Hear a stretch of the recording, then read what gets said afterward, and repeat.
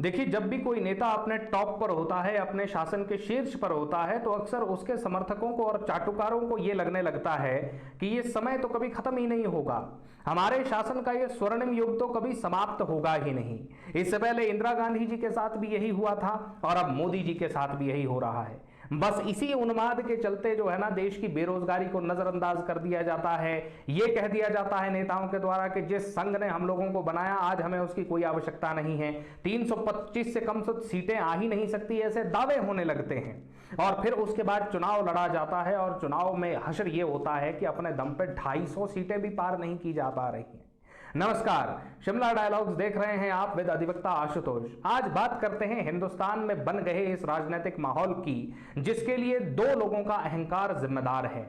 देखिए, सब कुछ बहुत अच्छा चल रहा था, 10 सालों तक इतनी ब्रूटल मेजॉरिटी इस देश में इन दोनों लोगों के पास थी कि ये चाहते तो देश की हर उस गलत चीज को ठीक कर सकते थे जो पिछले 70 वर्षों में नहीं हो पाई थी। और उसका कारण था कि इनके पास लचर सरकार नहीं थी, इनके पास एक फुल मेजॉरिटी की सरकार थी जो अपने दम पे बीजेपी 270 पार करती आई थी 2014 और 2019 में।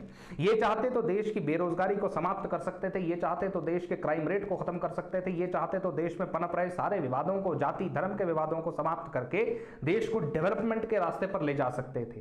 लेकिन सरकार और कॉरपोरेट के इस नेक्सस ने सिर्फ और सिर्फ अपने आप को बड़ा बनाने की जो एक कवायद शुरू की कि सब जगह में सिर्फ एक आदमी की फोटो होगी, उसके अलावा कोई दूसरा मंत्री इस देश में है ही नहीं। चाहे वैक्सीन हो, चाहे पेट्रोल पंप हो, चाहे राशन कार्ड हो, चाहे कोई भी और सरकारी डॉक्यूमेंट हो, उस पर सिर्फ और सिर्फ एक आदमी की फोटो होगी और सारे के सारे पॉलिटिकल सिस्टम को दूसरा गुजराती कंट्रोल करेगा। ये दो गुजरातियों का उन्माद और अहंकार है जिसकी वजह से भारतीय जनता पार्टी की आज ये स्थिति हुई है। देखिए, अभी कुछ ही दिनों पहले छठे राउंड की वोटिंग से पहले एक मीटिंग हुई नरेंद्र मोदी, अमित शाह और संघ के बीच में, जिसमें संघ प्रमुख मोहन भागवत भी मौजूद थे। उस मीटिंग में चर्चा हो रही थी इलेक्शंस पर, तो अमित शाह जी ने बड़े अहंकारपूर्ण स्वरों में यह कहा था कि 325 सीटों से कम तो भारतीय जनता पार्टी को मिलेगी ही नहीं। उससे हुआ क्या कि बैकफुट पर चला गया संघ, वो राष्ट्रीय स्वयंसेवक संघ जो बीजेपी को जितवाने के लिए इलेक्शन टाइम में अपने हर छोटे से लेकर बड़े कार्यकर्ता को एक्टिव कर देता था। इस बार भारतीय जनता पार्टी के नकारे जाने के बाद वो संघ बिल्कुल डोरमेंट हो गया, उसने कोई काम नहीं किया। और वो लोग जो कहा करते थे कि हमें तो संघ की आवश्यकता ही नहीं, अब तो हम अपने आप में स्वावलंबी हो चुके हैं, शायद उन्हें अपने मुंह पर पड़े इस तमाचे से ये समझ आ गया होगा कि संघ के बिना भारतीय जनता पार्टी कुछ है नहीं है। अब बात करते हैं आज की सिचुएशन की, जहां पे एनडीए अलायंस अपने दो पार्टनर्स के ऊपर टिका हुआ है। हालांकि यहां पर जो है ना, दो से ज्यादा आगे बात बढ़ेगी, वो कैसे हम बताते हैं। देखिए, इस वक्त जेडीयू के नीतीश कुमार और टीडीपी के चंद्रबाबू नायडू इस वक्त जो है किंग मेकर की भूमिका में है। हालांकि यह बात कहना कोई गलत नहीं होगा कि इन दोनों पर ही विश्वास नहीं किया जा सकता। एक को पलटूराम कहा जाता है और दूसरा अपने राजनीतिक कद को कैसे बढ़ाया जाए, इसी उधेड़-बुन में लगा रहता है।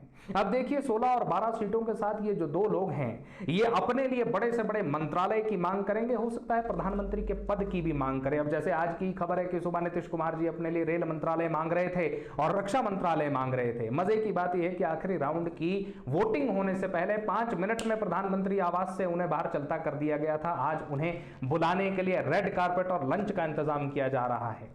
हिंदुस्तान की राजनीति कितनी तेजी से बदलती है, ये हम 2024 के चुनावों में देख चुके हैं। अब सनातन की बात करने वाली, हिंदुओं की बात करने वाली भारतीय जनता पार्टी उस टीडीपी के चंद्रबाबू नायडू के साथ कैसे गठबंधन बना पाएगी और उसको निभा पाएगी, जिस टीडीपी का सबसे बड़ा वोटर ही मुस्लिम है, क्योंकि वो मुस्लिम आरक्षण की बात करते हैं। और उस मुस्लिम आरक्षण का 100 से ज्यादा रैलियों में विरोध अमित शाह ने किया था।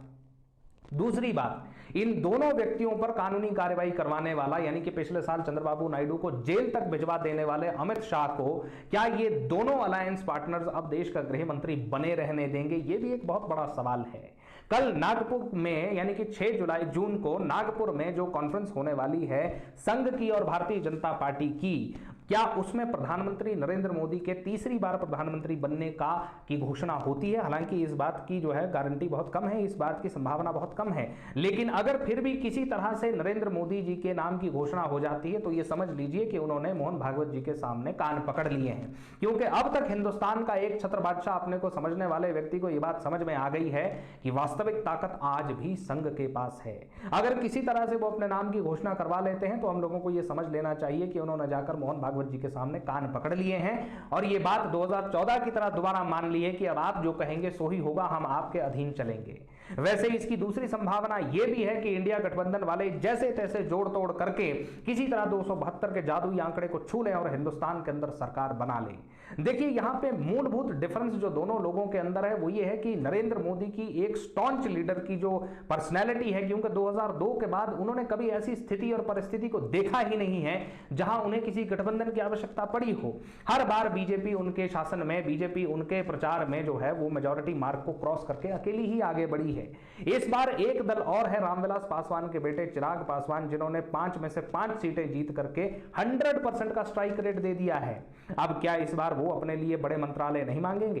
क्या इस बार वो सिर्फ अलायंस पार्टनर होकर के रह जाएंगे? और अगर इन सभी अलायंस पार्टनर्स की डिमांड्स को नहीं माना गया तो ये लोग 1 मिनट का समय नहीं लगाएंगे इंडिया गठबंधन को अपना समर्थन देने में। उसका मूल कारण एक और है कि अगर आपके पास 2 चॉइसेस हों कि आपको एक ऐसी पार्टी को चुनना है जहां आपकी बात भी सुनी जाएगी, जहां थोड़ा लिबरल पॉइंट ऑफ व्यू रखा जाता है, जहां आपका पूरा ख्याल रखा जाएगा, और एक तरफ एक ऐसी पार्टी है जहां सिर्फ 1 या 2 लोगों का शासन चलता है और अपनी ही पार्टी के लोग उनके खिलाफ हो गए हैं, तो संभावना ज्यादा यह है कि आप इंडिया गठबंधन के साथ ही जाएंगे। बहरहाल आज की वीडियो को अंत करते हुए आज की वीडियो के आखिर में हम ये बात कहेंगे कि देखिए, अगर नरेंद्र दामोदर दास मोदी जी और अमित शाह जी जैसे तैसे जोड़ तोड़ करके तिकड़म लगा करके अपना शासन बना भी लेते हैं और प्रधानमंत्री बन भी जाते हैं और उसके बाद जोर जबरदस्ती से अपना शासन चलाने की कोशिश करते हैं, तो बीजेपी में आंतरिक विरोध का सामना उन्हें करना पड़ेगा। क्योंकि गौरतलब यह बात है कि जिन 110 सीटों का भारतीय जनता पार्टी को इस चुनाव में नुकसान हुआ है, उसमें से 100 लोग वो हैं जो दूसरी पार्टियों से टूट करके भारतीय जनता पार्टी में आए थे, जिससे बीजेपी का अपना कैडर नाराज है।